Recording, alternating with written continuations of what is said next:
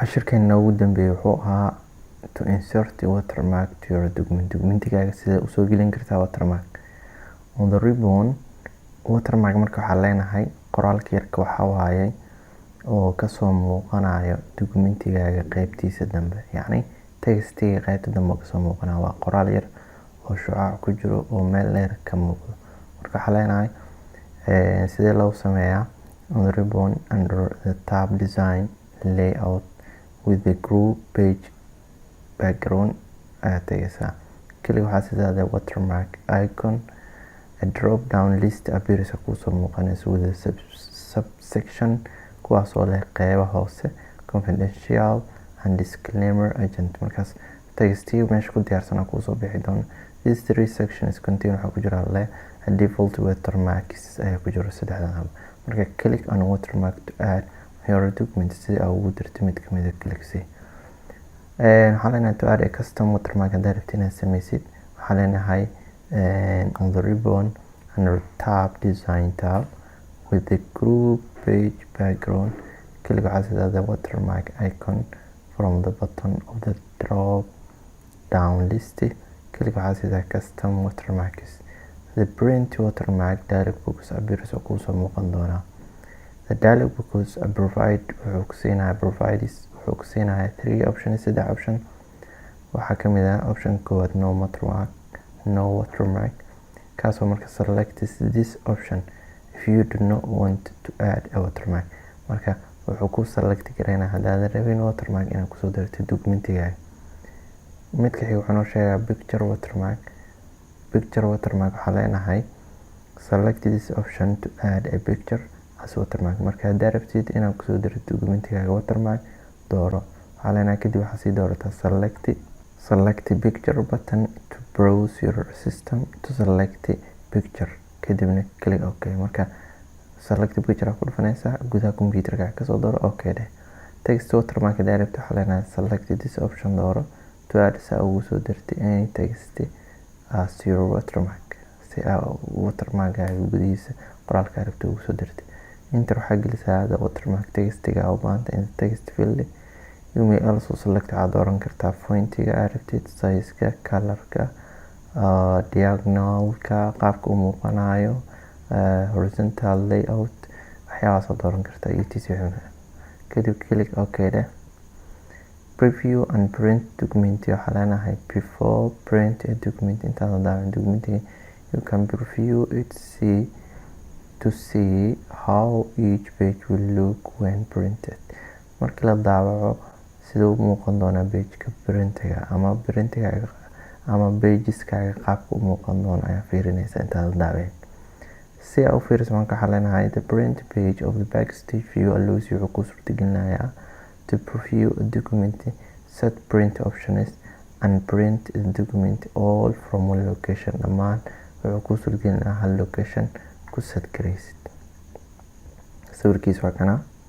waxaa leenahay markii aan sameynayno click waxaa leenahay file tab then click print or ama press Ctrl+P.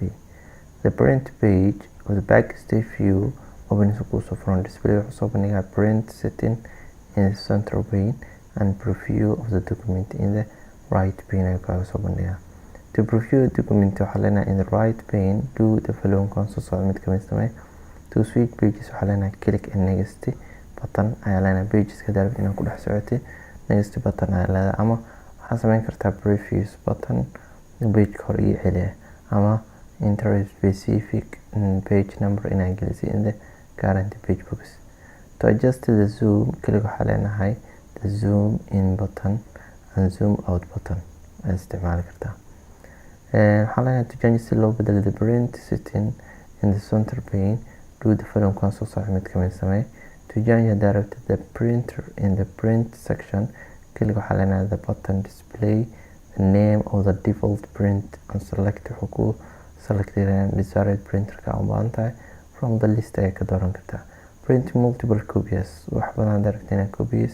enter waxaa gelisa the number of copies you want to print aad rabtid inaad daawacdo in the copies box. to change hadaa rabtid inaad bedeshid other setting such as page kale, fringe, collection, orientation, paper size, margins or pages per sheet. waxyaalahaas dhan haddaad rabtid inaad bedeshid setting ka bedeli kartaa. select waxaa ka doorataa desired option-ka u baahan tahay, kadibna waxaad daawacan doonaa to print a document. kaliya waxaa leenahay print button, qaabkaas ku daawaci kartaa. ciwaanka kale wuxuu noo sheegaa password protecting documents. in a word you can protect your document with a password. ayaa ku xiran kartaa documentigaaga, allowing only authorized users adoo u ogolaana marka dadka taqaanin to open the file. This can be used to isticmaal to protect in lagu ilaaliyo files at storage lagu keydiyo computers or ama external storage devices ama wax ka baxsan computerka, as well as a data being transferred via networks. marka sidaas lamida data waxaa kusii diri kartaa internetka. si marka aad ugu xirtid waxaa leenahay open a document that you want to protect. arabti inaad samaysid, kaliya waxaa leenahay file tab and then kaliya waxaa leenahay info. the info page of the backstage view opens kusoo furmayo. in the center pane kaliya waxaa leenahay the project document button and then kaliya waxaa leenahay encrypt with a password. markaad dhahdo sidaan kusoo bixi doono midkaana dooranaysa encrypt with password, kadib waxaa leenahay encrypt dialog box kusoo xigtaa, waxaa qortaa passwordka aad rabtid boxkaas ku qor and then click ok button. waxaa leenahay kadib waxaa leenahay confirm, mar kale ku celinaysaa passwordkaaga, kadibna waxaa leenahay ok buttonka ku celinaysaa mar kale. markaas save gareey, markaas waxaa sameynaysaa waa save gareynaysaa documentigaaga ama control s dheh ama file save dheh. note waxaa leenahay if you want to remove inaad ka remove gareysa ama ka saartid passwordka from the document, kaliya waxaa leenahay file tab, display the info page, kaliya waxaa leenahay protect the document button and then kaliya waxaa leenahay encrypt with the password. in the encrypted document dialog box kusoo baxayo delete the password, ka tuura halay passwordka from the password box and then kaliya waxaa siisaa ok button. sidaas marka waxaa ku sameyn kartaa passwordkaaga inaad iska tuurtid. sectionka intaan ugu egahay buuggan intaan ugu egahay waxyaabo muhiim hadda aragno oo soo duubi doona insha Allah. waxaan bilaabi doonaa buuggeena xiga ee saddexaad Excel insha Allah. practicada bilaabeyna hadartan. practicada waxaan ka bilaabeynaa watermark sida loo sameeyaa.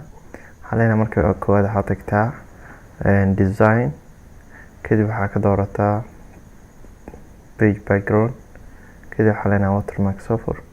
watermark markaa fastiga soo gashid qeybahan kusoo muuqan doono.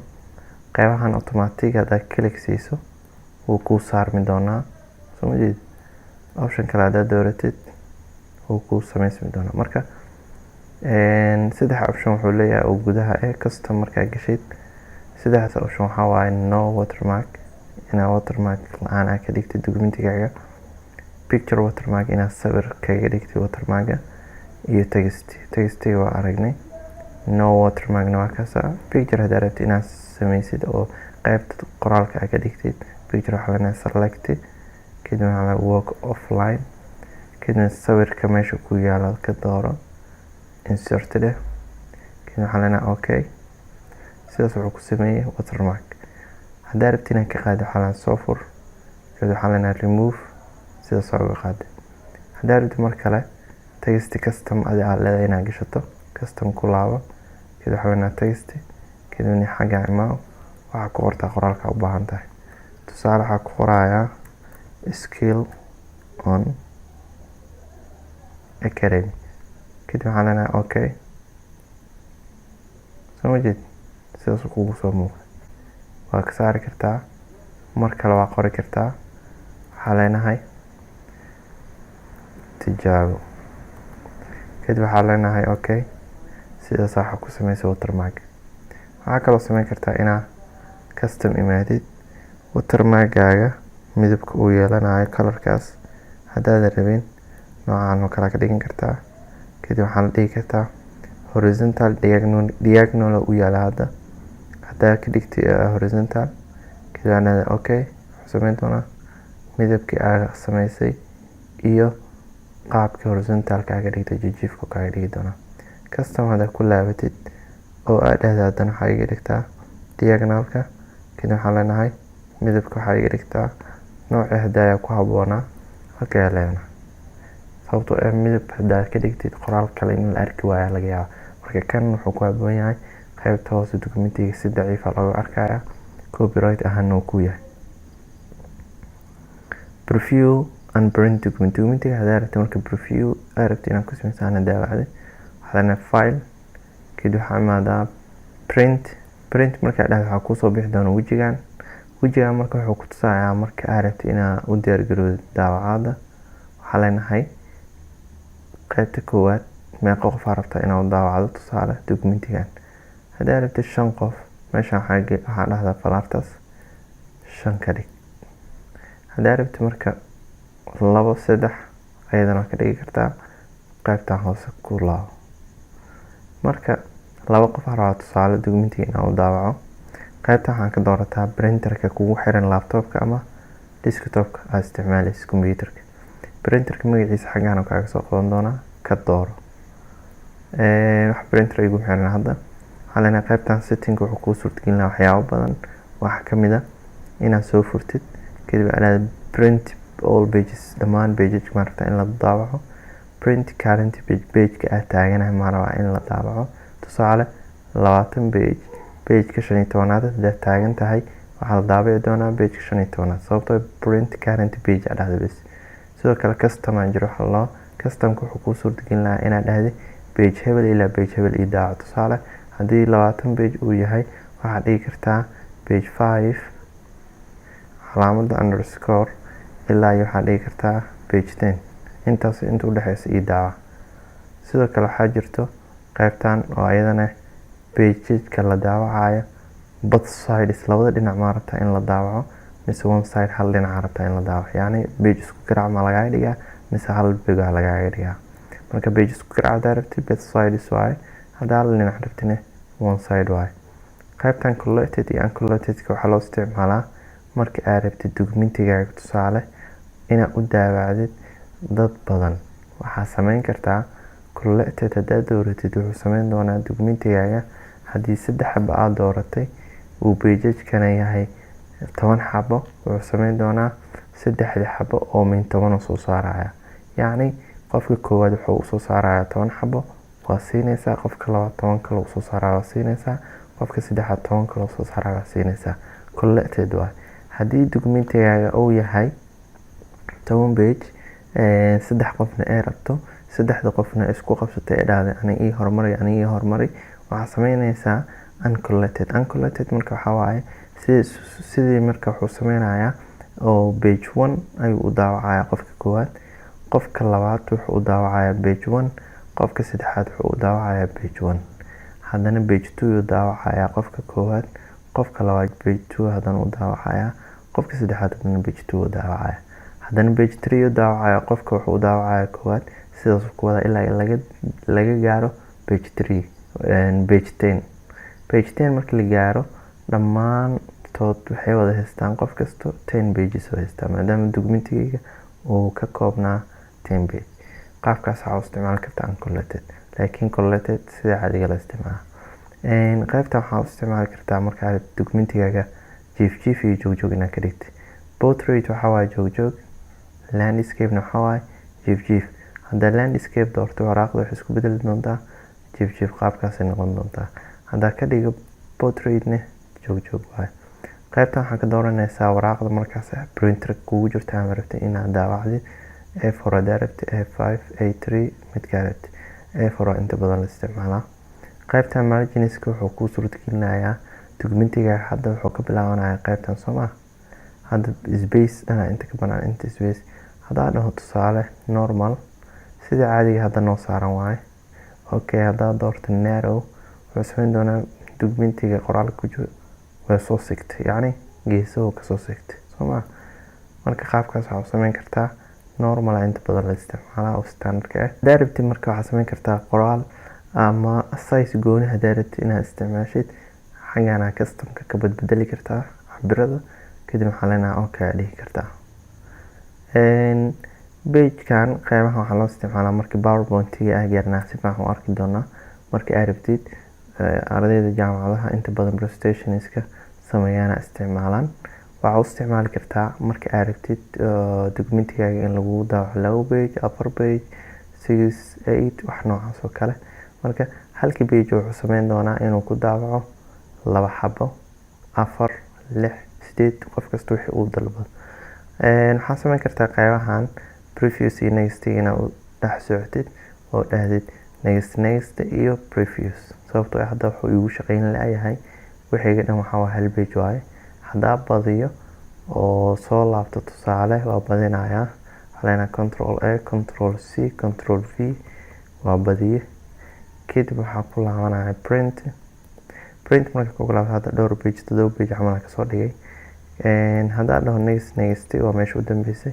hadaa dhaho previous wuxuu sameynayaa inuu soo gidigidi soo jeed qaybtaas waxaa u jeedaa dartaan inuu ka soo dhigay next iyo next soo jeed qaabkaas u isticmaali kartaa. waxaan leenahay custom waxaa isticmaali karaa printer custom waxaa isticmaali karaa page inaa u tago. waxaa la dhihi karaa 4 oo kale enter kadib page 4 oo geenaya. labadan wuxuu iskugu soo barbar dhigay meeshaan zoom in iyo zoom out ka ah sheegay inay waaye. haddii qoraalka waraaqda ah soo dhaweeyo sidaanuu noqon doonaa, laakiin haddii la yareeyo wuxuu noqon doonaa sidaas oo noqon doonaa. yacni 2 page wuxuu ka dhigi doonaa 2 pages garab yaalo oo markasta soo bandhigayo pageka markaas aad dooratay.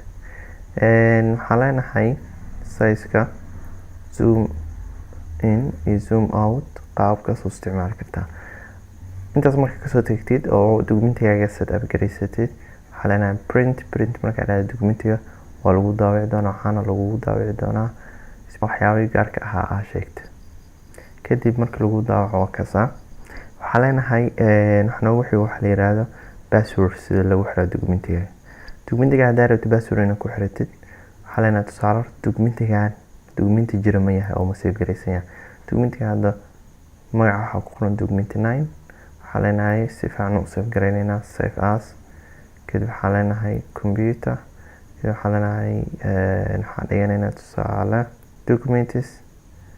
kadib waxaa leenahay meeshaan oo kale xaskaga dhiganaynaa tijaabo oo kale tijaabo 2 save dheh.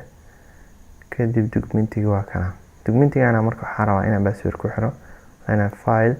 kadib waxaa leenahay protect info protect. kadib waxaa leenahay encrypt marka dhahday password ku xiro waxaa leenahay 1 2 3 okay ku celi 1 2 3 okay. marka 1 2 3 password ma noqdo, laakiin tusaale aan hadda kugu tusaaya password adag sameyso. hadda password sameysanaysid waxaa leenahay flartas ku dhufo. kadib documentigaaga hadda password kugu xiran, laakiin wax yaraa dhiman sababtoo ah inaad save garaysa la rabaa. waxaa dhigi kartaa file kadib waxaa leenahay save. kadib documentiga diyaar waa hadeerta. haddaa ka laabto haddaa soo kiciyo hadda documentiga waa ka laabtay oo soo kicinaya open. kadib waxaa leenahay test 2 tijaabo 2 password la weydiiyey. passwordka waxaa leenahay tusaale 3 2 1 oo kale waa laga diidi doonaa soo ma jeed. haddaa midka saxda ah geliyo muxuu sameyn doonaa ilaa hadda waa laga diido ku laabanaa haddana open tijaabo. kadib waxaa leenahay midka saxda gelinaa 1 2 3 okay. sidaan igu soo saari doonaa marka documentiga soo ma jeed. qaabkaas marka waxaa leenahay documentiga password oo ugu xiran kartaa. sidee looga furi karaa waxaa leenahay file encrypt email kadibna encrypt ka dooro password. markaa soo gashid meeshaan password kugu qoran iska tir heelad saar backspace dheh, ama asoo kugu qoran caadi ah waxaa leenahay backspace. kadib waxaa dhihi kartaa okay. hadeertaan haddaa ka laabto oo dhaho file kadibna save documentiga haddaa iska xiro oo marka lasoo furo file open recentiga waa kana tijaabo 2 wax password ima weydiinaya. qaabkaas marka password ugu xiran kartaa waana ka furi kartaa. cashirkeena intaas ku egyahay. waa mahadsantihiin.